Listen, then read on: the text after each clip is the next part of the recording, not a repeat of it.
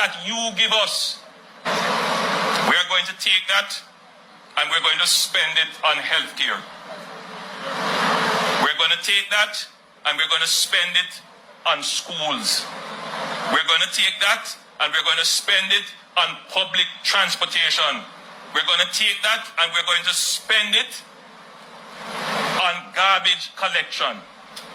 We're going to take that and we're going to spend it on our elderly care.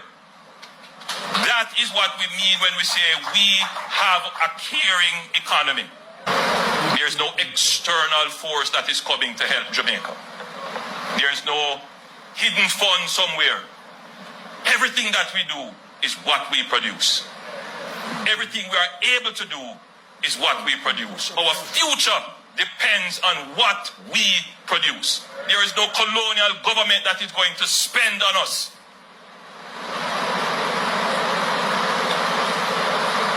And until we recognize that, we can't really call ourselves an independent country.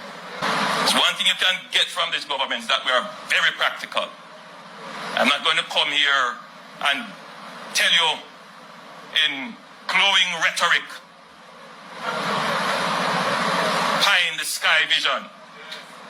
I'm going to tell you what is practical, what is realistic, and what we're going to achieve. We told you we were going to do this. During the pandemic, Minister Tufton and his team and myself, we had a massive presentation of this. We showed all the hospitals we plan to build. And it was reported like, yeah, here goes another promise. But we deliver on what we say we're going to do.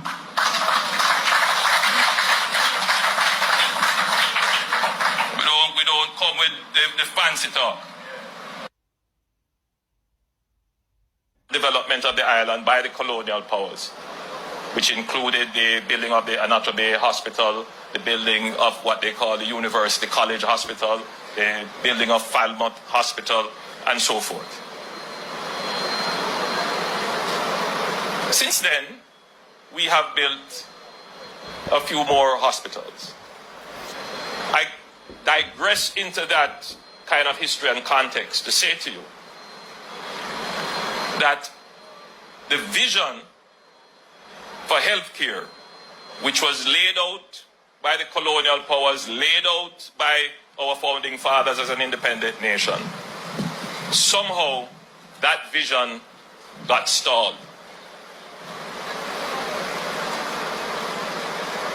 It got stalled.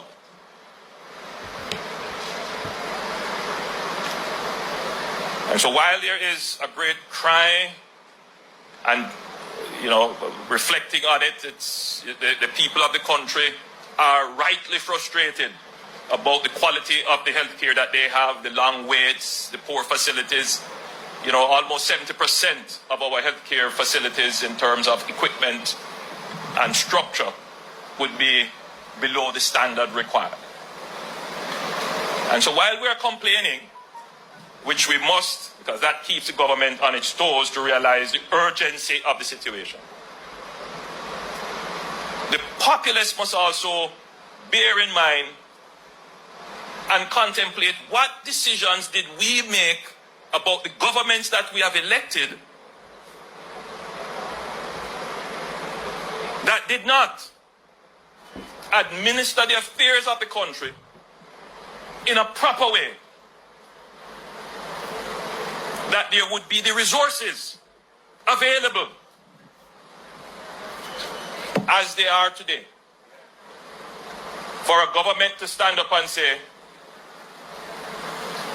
we are not only looking for a grant, which we are grateful from the European Union of £10 million. We are not only going to borrow $50 million from the IDB, but your government, your taxes, which have been properly utilized, properly, when we talk about fiscal responsibility, the average person takes it for granted.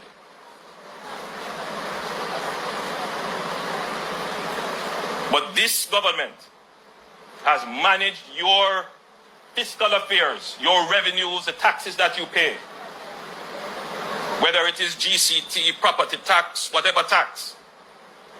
We have managed it in such a way that today, from our budget, we can say we will allocate 87 million US dollars from our budget.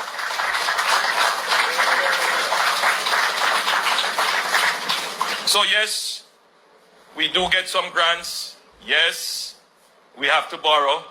Still our responsibility, we're going to pay it back. But the greater part of this investment comes from the productivity of the Jamaican people. In the same way we are building the Montego Bay bypass, all of that comes from the budget, the revenues of the people. Managing the economy properly is rocket science, but it is not a secret.